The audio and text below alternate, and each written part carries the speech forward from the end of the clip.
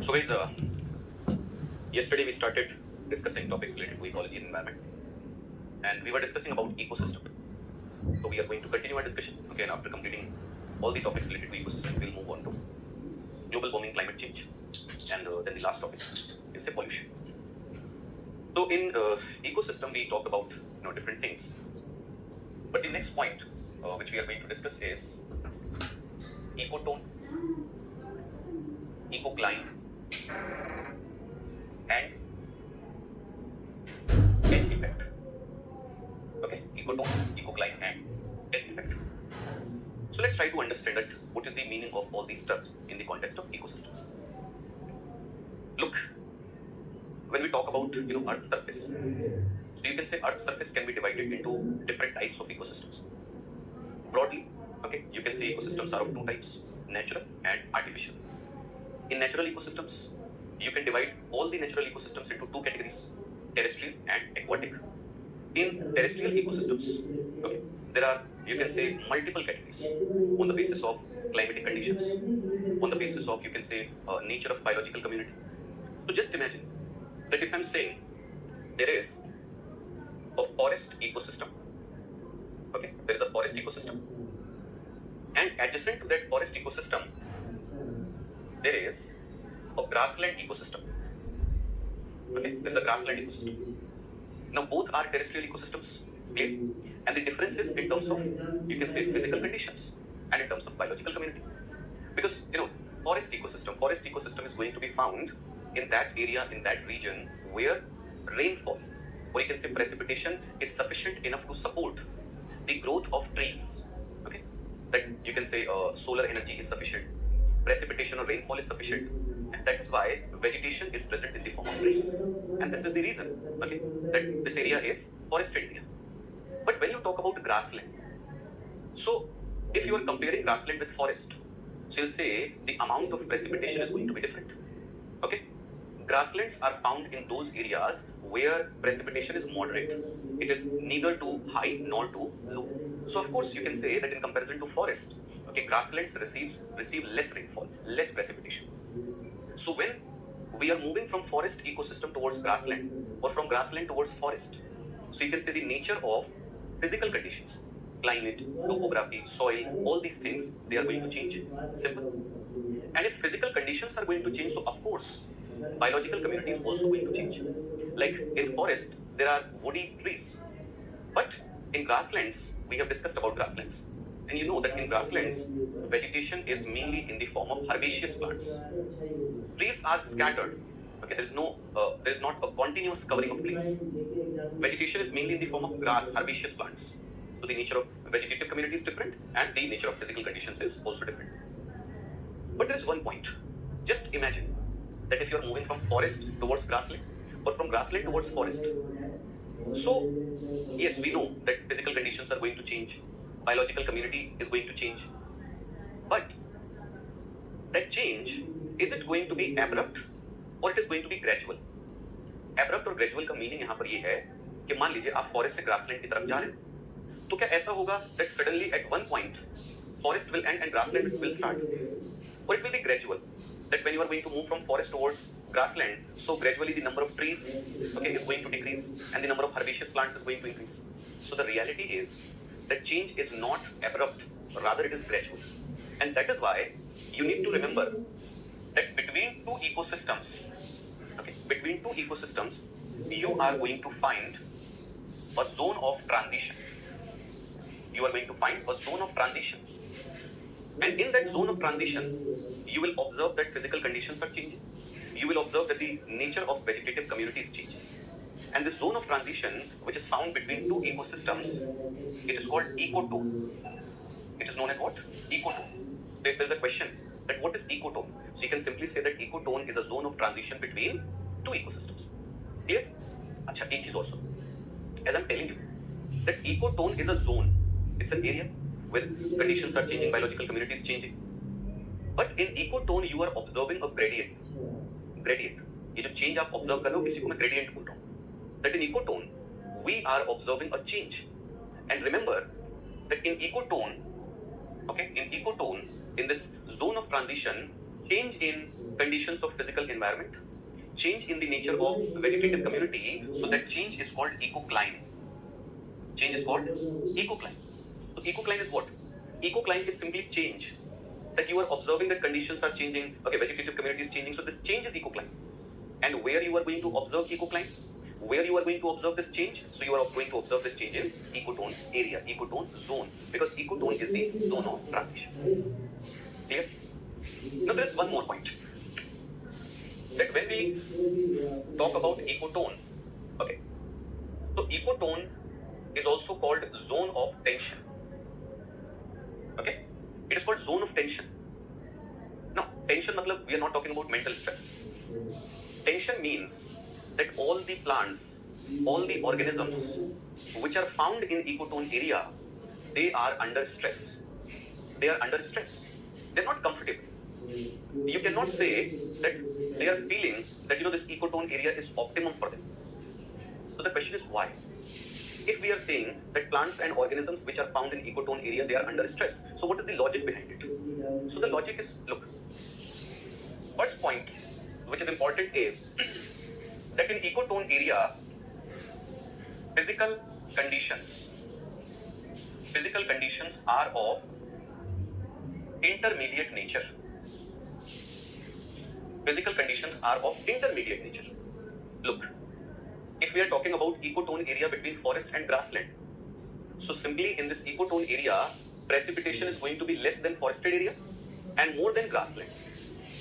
तो मतलब यहाँ का जो precipitation है, it is not optimum either for trees or for herbaceous plants. It's not optimum. It is slightly different from optimum. But both trees and herbaceous plants are present here. Now, if they are present, if organisms belonging to grassland and forest, they are present here, but the conditions are not optimum, so of course they will feel stress. Okay, they'll feel stress. So the first logic behind it is that conditions are of intermediate nature. The second point is, you can say that biodiversity of ecotone is richer than both adjacent ecosystems. Biodiversity of ecotone is richer than both adjacent ecosystems. Now what is this point? Look, imagine that in forest community, A, B, D, and E, 5 species are found in forest community. And I'm saying that in grassland ecosystem, F, G, H, and I, 4 species are present. So the principles of ecology and environment, they say that all these species of forest and grassland ecosystem, they are found in ecotone area. ये सब मिलेंगे आपको ecotone में. And apart from these species of adjacent ecosystems, ecotone contains some of its own species. So in ecotone area, there are going to be some species which are exclusively found. Okay, which are exclusively found in that ecotone. So just imagine that I'm saying X, Y, Z. These 3 species are exclusively found in ecotone. They are not found in forest or grassland. So the total number of species in ecotone is more than the total number of species in both forest and grassland. That is why I told you that biodiversity is richer. Now, if in this area, the biodiversity is more, okay, large number of organisms are present, so you will say that in this area, competition for available resources is going to be more. Of course, भाई अगर किसी area में बहुत सारे organisms होंगे, so they'll compete for available resources, and when the competition for available natural resources is going to be stiff, you'll say that there are conditions of tension. So due to both these factors, you can say that in the area of ecotone there are conditions of tension. And remember, ये जो चीज मैंने आपको बताई ना कि ecotone में जो biodiversity होती है वो दोनों ecosystem से ज्यादा होती है. Remember, this phenomena is known as edge effect. Okay, this phenomena is known as edge effect. So I have told you that what is the meaning of ecotone, what is the meaning of ecocline, and what is edge effect. We have discussed all these things. Now, after completing all these points, now we will talk about global warming and climate change. Global warming and climate change. So first we need to understand that what is the meaning of global warming and climate change and what are different aspects related to global warming and climate change. Then we will discuss, okay, the scenario of UP, the scenario of Uttar Pradesh. Look, when we talk about our Earth, so we all know that around the surface of the Earth there is a gaseous envelope. There's a layer of gases around the Earth, and that gaseous envelope is called atmosphere. We call it atmosphere. Now listen carefully. Whether you are talking about Earth or you are talking about atmosphere, so the average temperature of Earth's surface or of Earth's atmosphere, ideally, or you can say in principle, the average temperature, it remains constant. आप बोलोगे sir कैसे? Why the average temperature of the Earth remains constant? In geography, there is a concept called heat budget. And in the concept of heat budget, we discuss that the amount of energy received by the Earth, you can say from sun or from space, the amount of energy received is equal to the amount of energy spent by the Earth.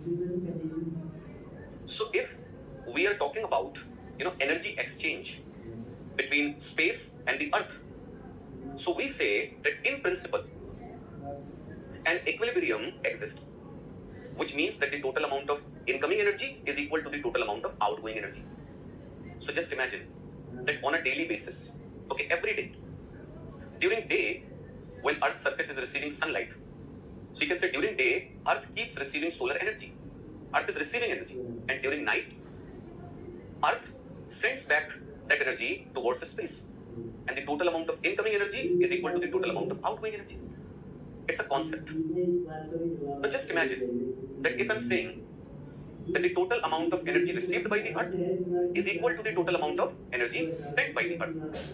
So of course, the temperature of the Earth, the temperature of Earth's surface or of, you can say, Earth's atmosphere is going to remain constant. So simple. क्योंकि जितनी energy आती है उतनी वापस भेज दी जाती है. But if this average temperature is going to change, just imagine. Conceptually, I'm saying that it should be constant. It should remain constant. But if you're observing that the temperature of the Earth is not constant, rather it is changing, so there could be two possibilities. If we are talking about change, so there could be two possibilities. Number one, either you are going to observe that average temperature of the Earth is increasing. There is increase. And when Earth's average temperature starts increasing, so we say that this is global warming. This is global warming. And the second one, if the temperature is going to decrease, just imagine that if Earth is going to experience decrease in its average temperature, then this phenomena is going to be called global cooling. This phenomena is going to be called global cooling. Global cooling, or it is also called global dimming. Global dimming. So there are two possibilities. Simple. Now, whenever the average temperature of the Earth, whenever average temperature of the Earth is going to change, whether there will be increase or decrease, the climate on the surface of the Earth, it is also going to change. Now, if you don't understand climate, so we say that climate is a long-term average of weather conditions. We say that when you are going to observe temperature, winds, clouds, precipitation, all these things, okay, for a period of around 25 to 30 years, then you can make a generalization that, okay, in this area, temperature remains in this range. Winds are of this type.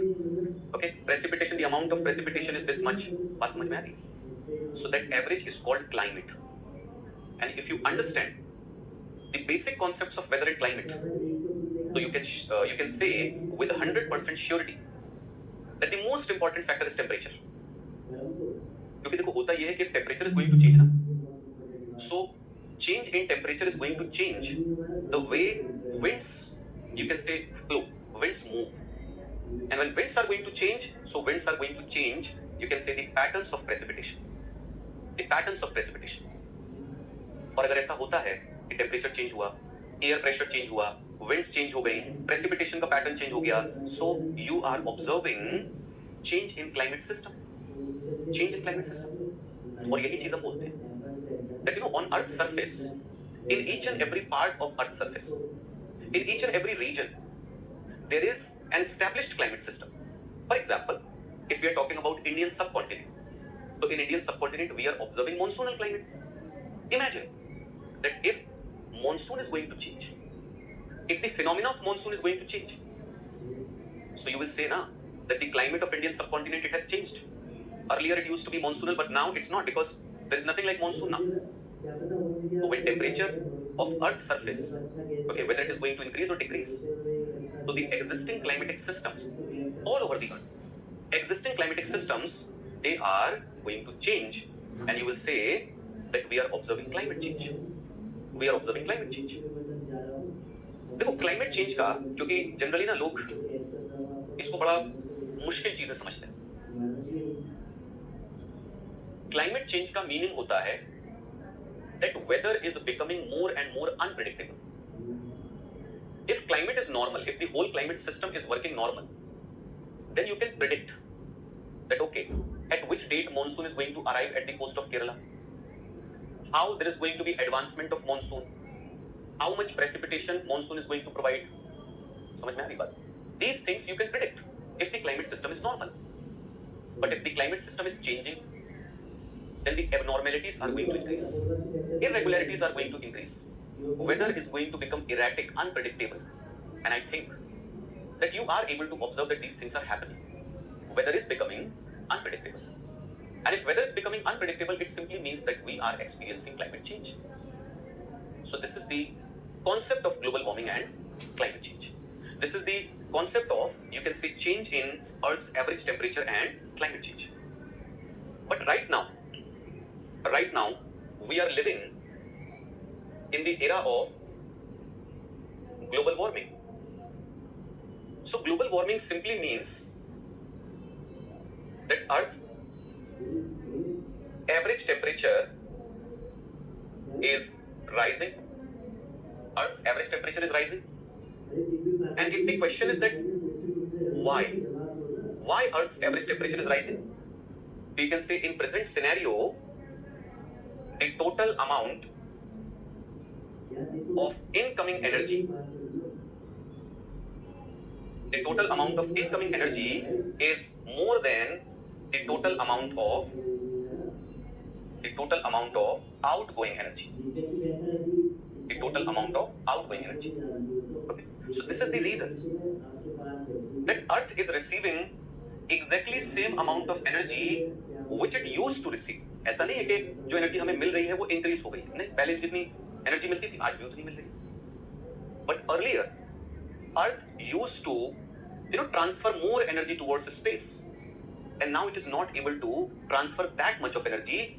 So you want to know the reason why it is happening, why this imbalance we are observing in, you can say, heat budget, in heat equilibrium. So if you want to know the reason, so the reason is very simple. The reason is greenhouse effect. The reason is greenhouse effect. Now what is greenhouse effect? What is greenhouse effect? Let me explain. Look, in all those areas which are extremely cold, okay, in all those areas which are extremely cold, we construct, you can say, houses which are made of either glass or plastic, okay, which are made of either glass or plastic. Now this glass or plastic which we use to make greenhouses, the property of this plastic or glass is that it allows short wave incoming radiations to pass through it. मतलब आप बोलोगे कि ये जो glass या plastic जो हम लोग यूज करते हैं ग्रीन हाउसेस बनाने में, ये प्लास्टिक जो सन से रेडिएशंस आते हैं, which are called short wave radiations, incoming solar radiations.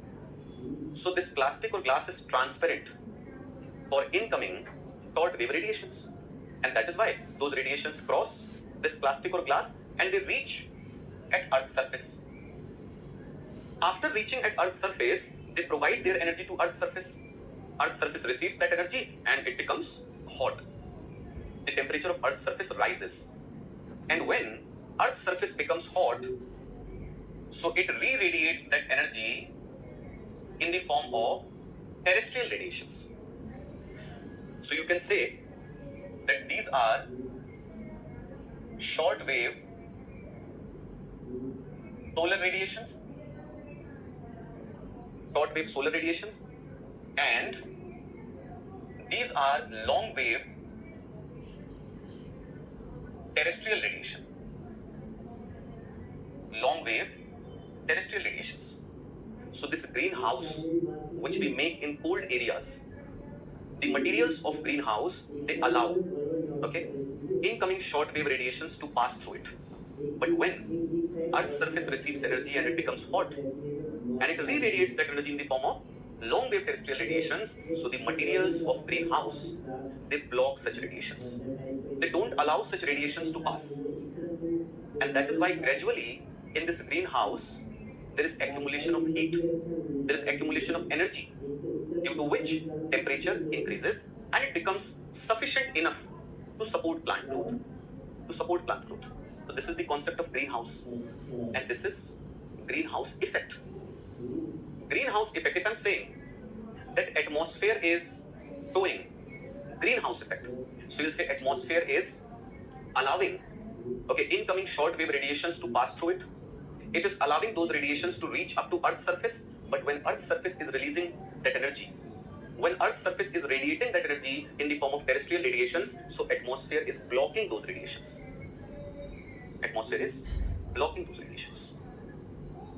और इसलिए आप बोलोगे that atmosphere is causing greenhouse effect. But we have discussed that atmosphere is made of gases. Atmosphere is a gaseous envelope. So if I'm saying atmosphere is made of gases, if I'm saying it's a gaseous envelope, so remember that in atmosphere, there are some gases which are called greenhouse gases. And greenhouse gases, you can simply say that greenhouse gases are those gases which produce greenhouse effect.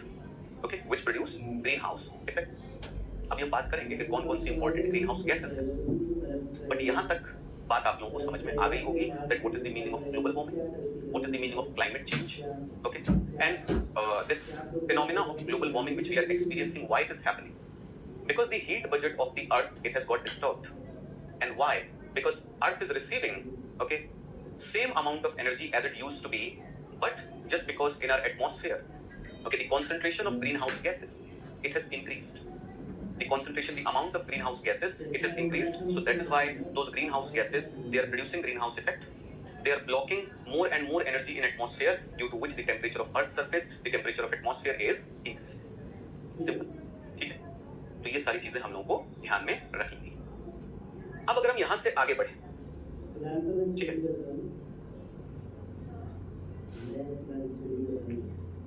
So the next point is that we need to talk about important greenhouse gases. So if I tell you about important greenhouse gases, so the first one is water vapor. Remember that water vapor is a very important greenhouse gas. Water vapor. What is water vapor? So you can say water which is present in gaseous form in an atmosphere. That is water vapor. It is a greenhouse gas. Why? Simple. Because water vapor absorbs outgoing radiations. Water vapor absorbs and holds outgoing energy in atmosphere. Simple. But the point is that water vapor is not a long-lasting gas. You cannot say that once water vapor is going to reach in atmosphere, so it is going to stay there for a long period of time. You cannot say that. It is that greenhouse gas which is highly temperate. It reaches in atmosphere, and due to cooling of gases, there is condensation of water vapor. It produces clouds and it precipitates. तो water vapor atmosphere में बहुत लंबे time तक रहती है, ऐसा नहीं होता है. But yes, जब तक ये atmosphere में रहेगी, it is going to absorb outgoing energy, and that too you can say highly efficiently. So it's a highly potent greenhouse gas, but it is temporary and it is short-lived in atmosphere. Clear? Now, if you are going to correlate human beings, that whether human beings are responsible for supplying water vapor to atmosphere, आप बोलोगे not indirectly. देखो, पहली चीज आप समझो that most of the water vapor which reaches in atmosphere, it reaches due to evaporation of water of, you can say, surface water. So simply, on Earth's surface there are different types of water bodies, and when the water of those water bodies it evaporates, then it supplies water vapor to atmosphere. And why the water of water bodies is going to evaporate? When the temperature of those water bodies is going to increase. पानी को जब आप गर्म करते हो तभी तो vaporise होता है ना, तभी तो वो वाटर वेपर में कन्वर्ट होता है. तो क्या हम ये बोल सकते हैं that human beings are directly causing evaporation from oceans or causing evaporation from rivers, lakes, etc.? No, we are not. But the truth is, we are releasing other greenhouse gases like CO2, like methane, like nitrous oxide, like fluorinated gases. We are releasing those gases, and when those gases are reaching an atmosphere, so they are causing global warming, due to which the temperature of oceans is increasing. And if the temperature of oceans is going to increase, so there will be more and more evaporation. So the total amount of water vapor present in atmosphere, it is going to increase. Very simple. Okay, very simple.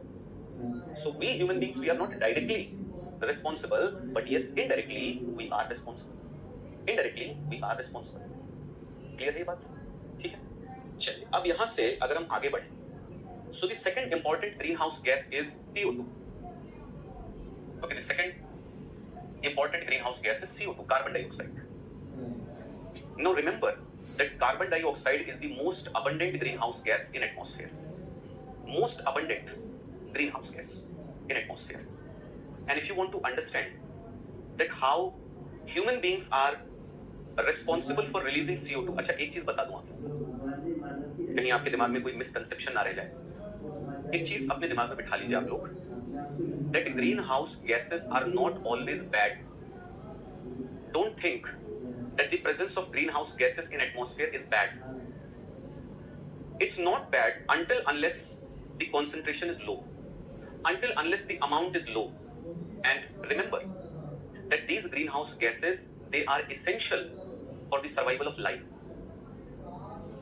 हम ये कहते हैं कि अगर ये green house effect ना होता atmosphere का, so in the absence of atmosphere, or in the absence of this greenhouse effect of atmosphere, through which atmosphere is able to, you can say, block some energy, so the temperature of Earth's surface, average temperature of Earth's surface, it would have been around minus 19 degrees centigrade.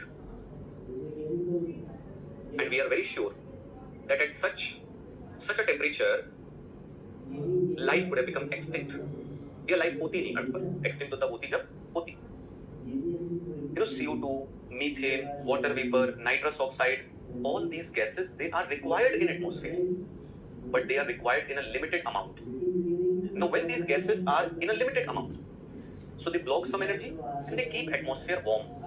Okay? They keep atmosphere, they keep you can say the temperature of atmosphere comfortable enough for plants and animals. But yes, if you are going to increase the concentration, if you are going to increase the amount of these gases, so they are going to block more energy. And when they are going to block more energy, so the temperature of atmosphere is going to increase. It is so obvious. समझ आती बात? ठीक है? तो सुनो आगे. CO2. I told you that it is the most abundant greenhouse gas present in atmosphere. Now, if the question is that how human beings are related, on one hand, we are extracting fossil fuels, coal, petroleum, etc., and we are burning them. Now, थोड़ा सा दिमाग पर अगर जोर डालोगे ना और सोचोगे, what is coal? What is petroleum? So we say they are hydrocarbons. They are having carbon. So nature को आप अगर बोलो ना कि बहुत बड़ा प्लानर है, तो कोई गलत चीज नहीं. Nature plans each and everything. Remember that nature stored a lot of carbon in the form of coal. So once on Earth's surface there were extensive forested areas. In those forested areas, trees Through photosynthesis, they removed the carbon from atmosphere and they stored that carbon in their body. And ultimately, carbon stored by those trees, it got converted into coal. जब वो trees rocks के नीचे दब गए, उनका fossilisation हो गया, तो उनके अंदर का जो कार्बन था, जो ऑर्गेनिक मैटर था, वो किसमें कन्वर्ट हो गया? Petroleum. Okay? Phytoplanktons, zooplanktons, they stored carbon from atmosphere in their body, and those phytoplanktons, zooplanktons, when they got trapped, okay, in the rocks of Earth's surface, so in due course of time, their organic matter got transformed into petroleum. यानी कि nature ने अगर कोल और petroleum बनाया था, तो किस लिए बनाया था? इसलिए नहीं बनाया था कि आगे चल करके एक जानवर आएगा जिसका नाम है इंसान, और उसको कोयले की जरूरत पड़ेगी, पेट्रोलियम की जरूरत पड़ेगी. वो नेचर ने एटमॉस्फेयर से कार्बन रिमूव करके उसे रॉक्स में स्टोर कर दिया था. That now this carbon won't be able to reach in atmosphere again, and atmosphere is going to be balanced and conditions are going to be perfect. फिर इंसान आया, उसको कोयला मिल गया, पेट्रोलियम मिल गया, उसको पता चल गया कि इसको जलाते हैं तो इससे एनर्जी मिलती है. उसने इंजन्स इन्वेंट कर लिए, नई नई टेक्नोलॉजीज इन्वेंट कर ली, and since then we have been using fossil fuels at rapid rate. So when we extract coal and when we burn that coal, so we are releasing that carbon which was stored by nature. Okay, we are releasing that carbon again. So of course, if you are going to release stored carbon, so the amount of carbon, the amount of CO2 in atmosphere is going to increase. So you can say we human beings, we are using fossil fuels, and that utilization of fossil fuels is releasing CO2. But apart from that, there is another point. That point is that on one hand, we are supplying CO2 to atmosphere, and on the other hand, we are causing deforestation. Plants or trees, they are very, very important. Why? Because they have the capacity to absorb CO2 from atmosphere and to supply oxygen. तो एक tree जो होता है ना, वो अपने पूरे life span में बहुत सारी CO2 को absorb करता है एटमॉस्फेयर से, and it supplies oxygen. So trees, they are simply, you can say, cleaners. They are trying to clean atmosphere. But what we are doing, we are cutting those trees. We are causing deforestation. So all those agents which are able to manage the situation, we are killing those agents. तो दो चीजें हैं जिसकी तरफ से हम लोग अपनी मौत बुला रहे हैं. एक तरफ तो आप CO2 रिलीज कर रहे हो, दूसरी तरफ plants or trees which can absorb CO2 from atmosphere, you are cutting those trees, destroying those plants. So due to both these factors, you can say the concentration of CO2 in atmosphere is increasing. The next gas is methane. Okay, the next gas is methane.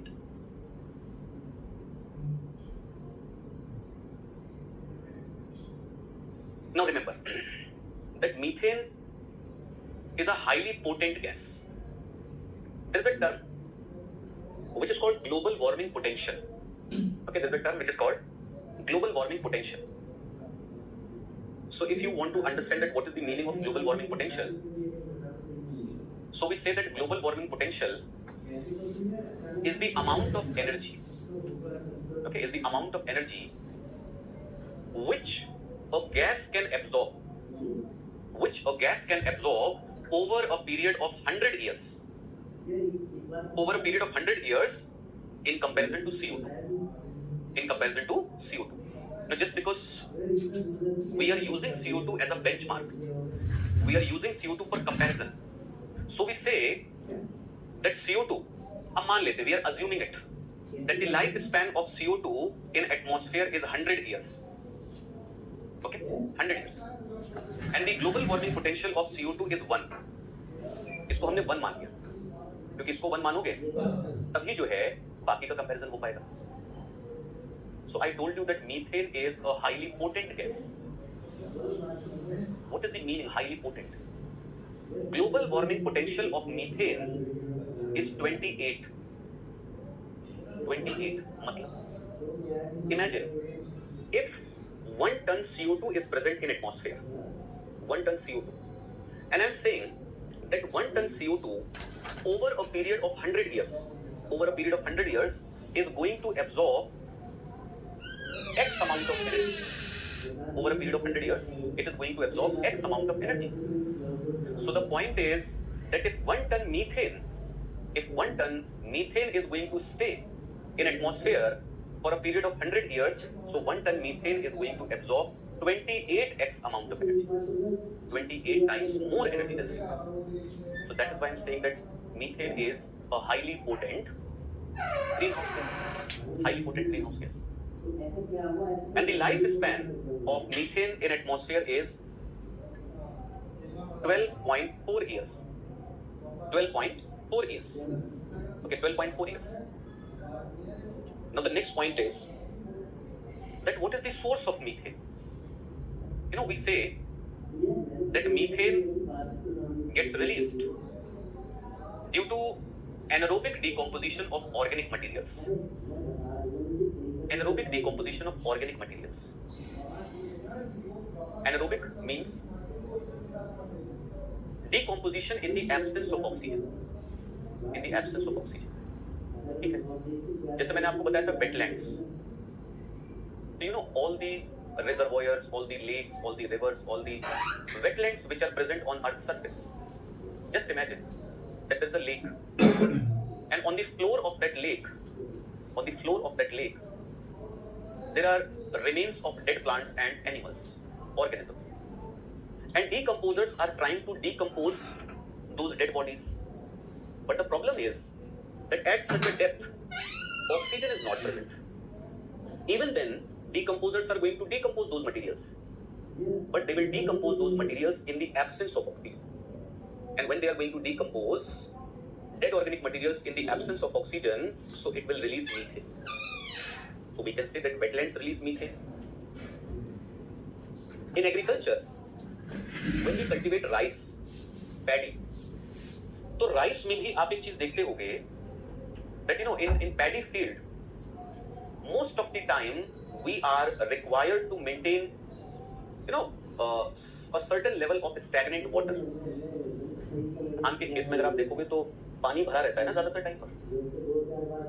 So imagine that organic material which is present in the soil, it is getting decomposed when you are cultivating rice.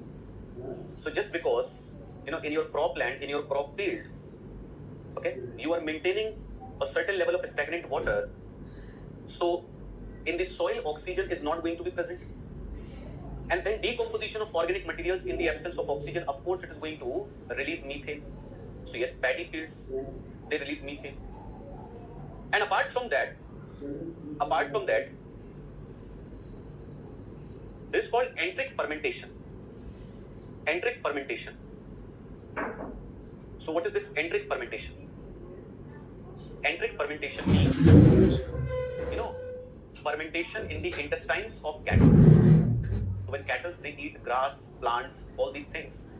So in their intestines, there is fermentation of those materials, and that fermentation releases methane. Apart from that, you can say that like wastewater treatment plants, sewage treatment plants. So those wastewater treatment plants, sewage treatment plants, they release methane. तो आप अगर paddy cultivation कर रहे हो, if you are rearing cattle, so you can say you are responsible for releasing methane into atmosphere. So these are the sources of methane. Now the next one is nitrous oxide. The next one is nitrous oxide, NO2. Nitrous oxide. Now nitrous oxide, you can say it is another very, very potent greenhouse gas. Okay, it is another very potent greenhouse gas. The global warming potential of NO2 is 265, which means it absorbs 265 times more energy than CO2. 265 times more energy than CO2, and the lifespan is 121 years. 121 years. Clear? So what are the sources of nitrous oxide? The sources of nitrous oxide, you can say there are some natural sources.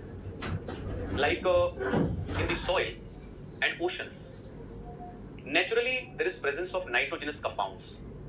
Okay, naturally there is presence of chemical compounds which contain nitrogen. So when those nitrogenous compounds, they break, okay, due to the actions of bacteria, due to the actions of decomposers, so breakdown of those nitrogenous compounds, it releases nitrous oxide. Apart from that, if you are talking about human activities, So human activities में you can say agriculture. Agriculture is the first. How? So the thing is, you know that in agriculture when we use synthetic nitrogenous fertilizers, so when those synthetic nitrogenous fertilizers they reach in the soil and they get accumulated in the soil, so their breakdown it releases nitrous oxide. So agriculture is responsible. Apart from that, you know, in the process of manufacturing of chemical fertilizers, we use nitric acid, HNO3. And in the process of making nitric acid, nitrous oxide gets released as a byproduct.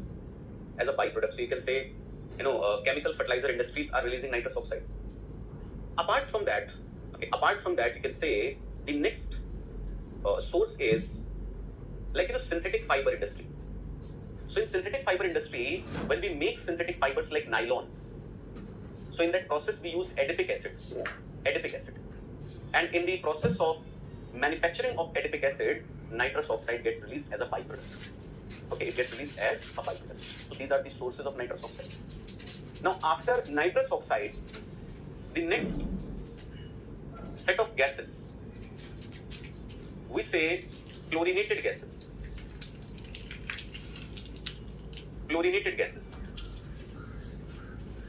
And in fluorinated gases, you know, we include gases like HFC, hydrofluorocarbon. You can say PFC, perfluorocarbon. Then SF6, sulfur hexafluoride, and NF3, nitrogen trifluoride.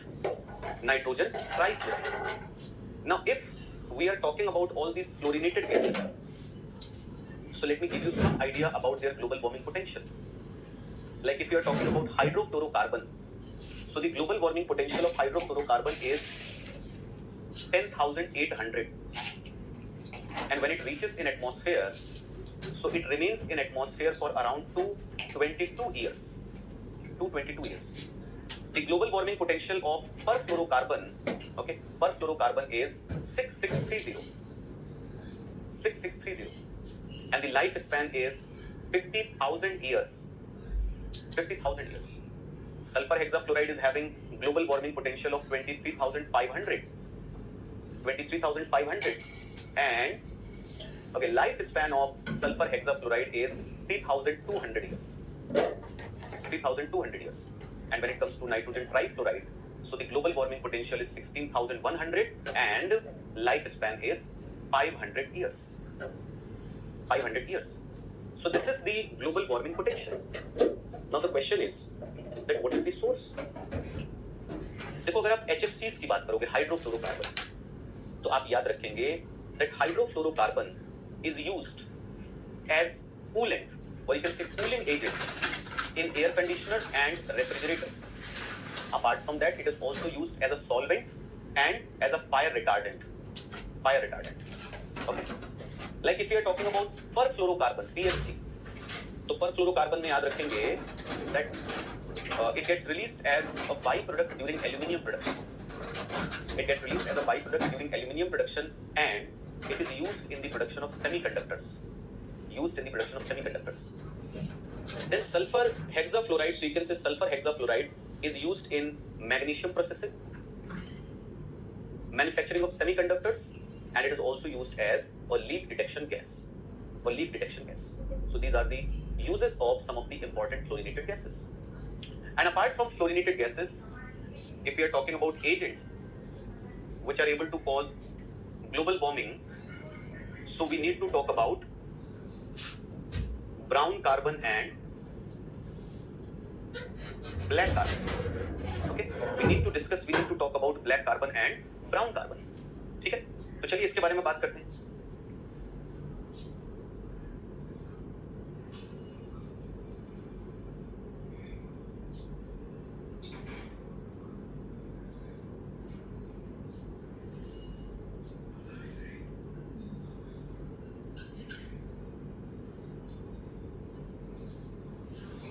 Okay, so if we are going to talk about brown carbon and black carbon, so the first point which you should remember that brown carbon is a gaseous material. Brown carbon is a gaseous material and black carbon is a particulate material. So brown carbon is in the form of gas and black carbon is in the form of particles. Okay, it is in the form of particles. Brown carbon gets released due to burning of biomass. Burning of biomass. So whenever you are going to burn trees or you can say crop residue, so you will release brown carbon into atmosphere. And brown carbon acts as a greenhouse gas. Simple. So when brown carbon is going to reach into atmosphere, it is going to act as a greenhouse gas. Simple. While black carbon, I told you that black carbon is in the form of particles. Basically, you can say when we are talking about black carbon, so we are talking about carbon particles. We are talking about carbon particles. And carbon particles, they get released due to incomplete combustion. Like if you are in your vehicles, you are using petroleum or diesel. And the engines of those vehicles, okay, they are causing incomplete combustion of that fuel. So through the exhaust smoke, okay, those engines are going to release carbon particles. And those carbon particles are called black carbon. Now black carbon, when it accumulates on Earth's surface or when it accumulates on the surface of any other object, so it reduces the albedo. Now what is albedo? Albedo is simply reflectivity. Just imagine, I'm giving you an example. But just imagine in an area, okay, in an area, there is snow-covered surface. The whole surface is covered with snow. So snow-covered surface is highly reflective surface. Okay, when solar radiations fall on that surface, so it merely absorbs 10-12% radiations. And it reflects around 90% radiations. But just imagine that in that area, there is vehicular movement.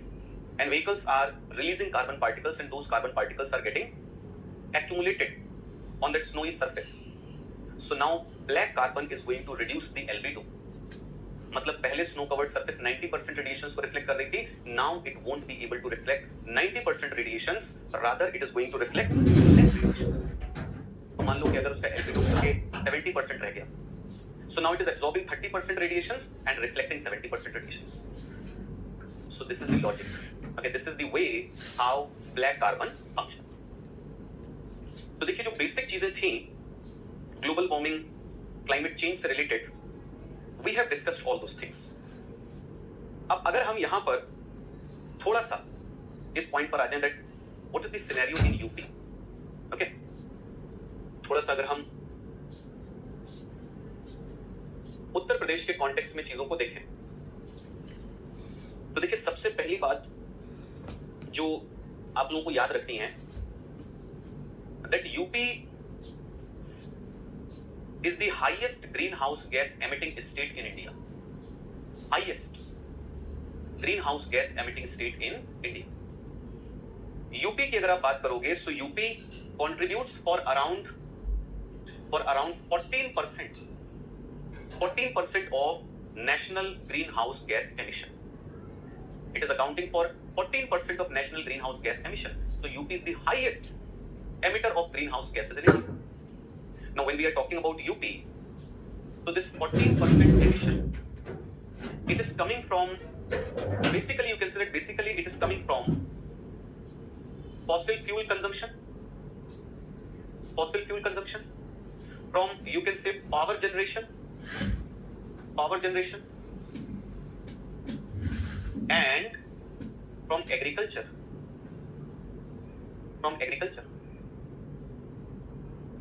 अगर हम fossil fuels की बात करें, we can say UP accounts for 21% of national fossil fuel consumption. तो पूरे India में जितने भी fossil fuels का consumption होता है, अगर आप उसे 100% मान लें, so UP is accounting for around 21% of national fossil fuel consumption. 21%. Okay? जब यहाँ पर बात आएगी electricity consumption की, like we are talking about power generation. So UP is accounting for 7% of national electricity consumption. 7% of national electricity consumption. Okay. Apart from that, you can say that power generation, this power generation sector, power generation sector accounts for 45% CO2 emission in the state. मतलब पूरे state में जो भी CO2 का emission हो रहा है ना, उसमें 45% CO2 एमिशन जो है वो किससे आ रहा है? पावर जनरेशन से. And remember, power generation sector of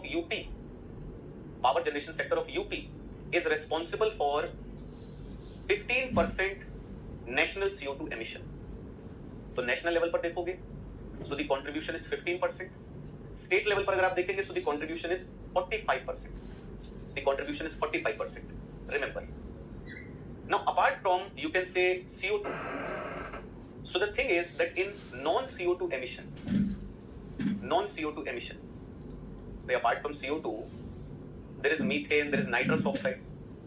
in gases की भी तो हम बात कर सकते हैं. फ्लोरिनेटेड गैसेस बहुत स्मॉल अमाउंट में, तो उतनी सिग्निफिकेंट नहीं. But if you are talking about, you can say methane and nitrous oxide. So remember that in the context of UP, if you are talking about non-CO2 emission, so basically you can say use of synthetic fertilizers.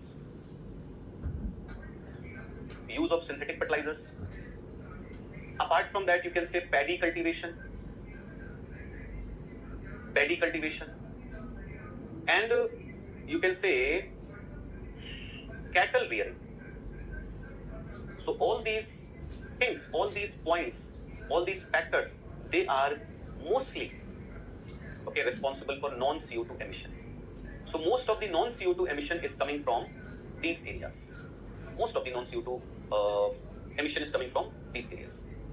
जैसे अगर आप green house gas emission की बात कर रहे हैं, if we are talking about greenhouse gas emission in UP, so remember that per capita greenhouse gas emission in UP is 1.7 ton.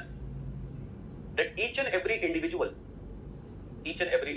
is releasing on an average 1.7 ton greenhouse gases into atmosphere.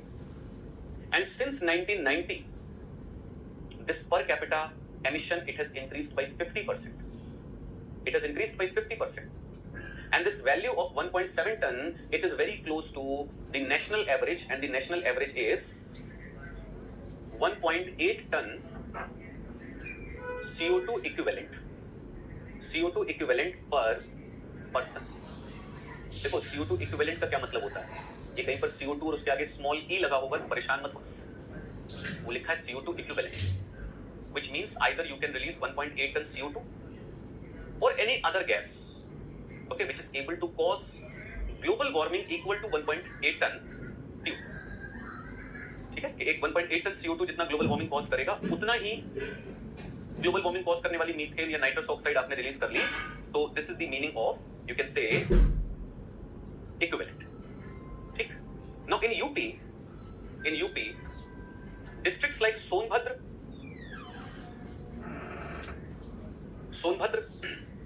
you can say Raebareli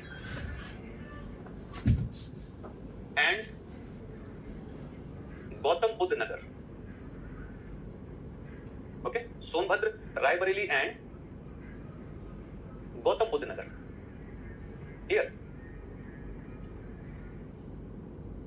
these three districts, you can say these are highest emitting districts. You can say in UP, Sonbhadra is accounting for 27% greenhouse gas emission. 27%. The contribution of Raebareli is 5%, and the contribution of Gautam Buddha Nagar is 4%. 4%. मतलब सबसे ज्यादा green house gas emission इन्हीं तीन district से आ रहा है. ठीक है. अब सोनभद्र में अगर आप देखोगे, that why Sonbhadra is emitting so much of greenhouse gases. So we have discussed about power resources, and I have told you that in Sonbhadra, there are 4 or 5 thermal power plants, and in those thermal power plants you are burning coal. Apart from that, in Sonbhadra, there is one of the largest aluminium smelting plant of India. So that aluminium smelting plant is also using energy, and to supply that energy we are burning coal. So this is the logic why this Sonbhadra is producing or emitting so much of greenhouse gases. Now, when we talk about, you know, अच्छा अगर रायबरेली और गौतम बुद्ध नगर को भी देखो तो इसमें भी thermal power plants का रोल है, that why they are emitting so much of greenhouse gases. But when it comes to methane emission, okay, when it comes to methane emission, तो Barabanki, Mathura and Mirzapur, Barabanki, Mathura and Mirzapur, these are three districts which are important. Now remember that Mathura, Mathura is having oil refineries. Oil refineries there in Mathura, and that oil refinery is releasing greenhouse gases. In Mirzapur and Barabanki, this methane emission is the result of enteric fermentation. Okay, so most people are rearing cattle. Okay, and in those cattle there is enteric fermentation which is releasing methane. Clear? So remember this point. And Khiri, Moradabad and Muzaffarnagar. Note it down. Khiri, Moradabad and Muzaffarnagar. Muzaffarnagar are, you can say, the highest nitrous oxide emitting districts of UP. The highest nitrous oxide emitting districts of UP. Okay? And they are having more than 2/3. Okay, so more than 2/3 of their emission of nitrous oxide is coming from synthetic fertilizer application. Synthetic fertilizer application. So this is the scenario of greenhouse gas emission. अगर हम थोड़ा सा sector wise देखें, okay, if we are going to analyze greenhouse gas emission of UP sector wise, so you can say around 68% greenhouse gas emission of UP is coming from energy sector. 68%. And in this 68%, what you are going to include? So you are going to include utilization of fossil fuels, like coal, petroleum, etc. And apart from, you can say biomass burning.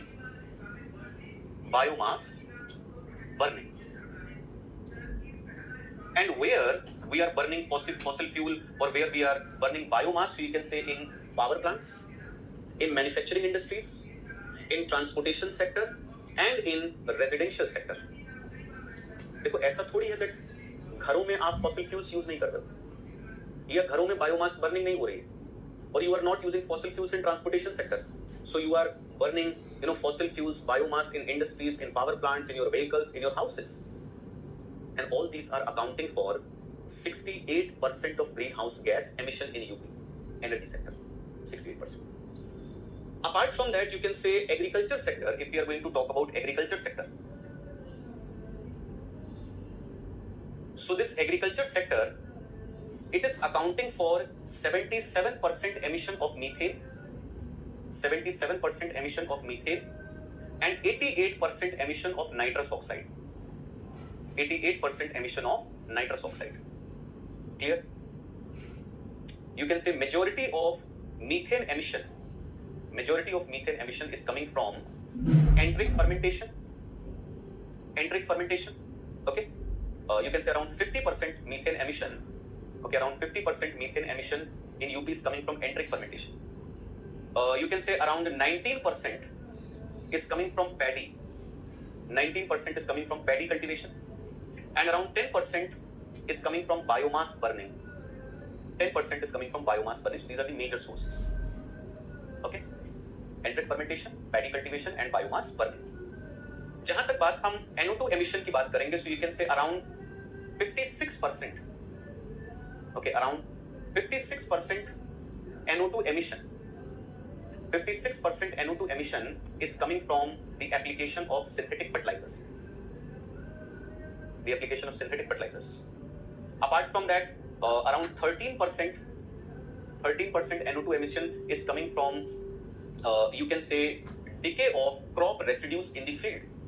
तो field में अगर हम crop residues छोड़ देते हैं तो जब वो डिके होता है, so from that decay around 13% NO2 emission is coming, and around 13% emission is coming, you can say, from the soil. The soil के अंदर जो nitrogenous compounds हैं, they are breaking down and they are releasing nitrous oxide. Clear?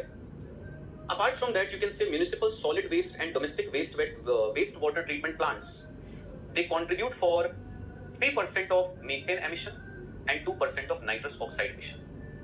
Municipal, solid waste and wastewater treatment plants, they are also releasing methane and nitrous oxide. They are contributing for 3% methane emission and 2% nitrous oxide emission. Clear? तो इससे आपको UP का scenario clear हुआ. अब देखिए, जहां तक बात ये है that if climate is going to change, so what is going to be the impact? We all know that UP is not an industrialized state. UP is a state whose economy is dependent on agriculture. You can say more than 50% people are dependent on agriculture. And the most problematic thing is that most of the farmers are small and marginal farmers. They don't have, too much capacity to tolerate losses. So if climate is going to change, so UP is going to bear a huge loss. Because agriculture is a climate dependent occupation. If climate is favorable, you can cultivate any crop. But if climate is going to become unfavorable, so you cannot cultivate each and every crop. You're going to be selective. The next point, that if weather is going to become unpredictable, erratic, so loss of crops is going to be more frequent, and that is going to be disastrous for agriculture sector.